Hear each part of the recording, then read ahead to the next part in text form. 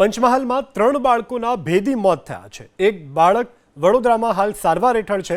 જિલ્લા આરોગ્ય વિભાગે બાળકોના મોતનું કારણ જાણવા માટે કાર્યવાહી શરૂ કરી છે।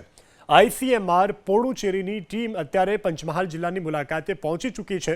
કાચા મકાનની દિવાલોની તિરાડોમાંથી વેક્યુમ મશીનથી હાલ સેન્ટ ફ્લાય માખીને રિસર્ચ માટે પકડવામાં આવી છે।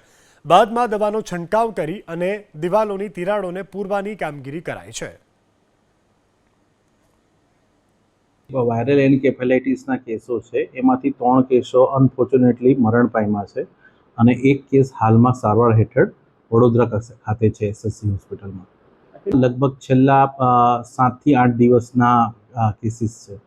આ ટીમો જે આપણે ભૂતકાળમાં ઘોઘંબા તાલુકામાં કેસીસ થયેલા હતા અને હાલમાં જે ગોધરા તાલુકાના શાપા પીએસસી વિસ્તારમાં થયેલા હતા, તો આ લોકો ઘોઘંબા અને શાપા પીએસસી વિસ્તારમાં તેમજ શહેરા તાલુકામાં કામ કરી રહી છે।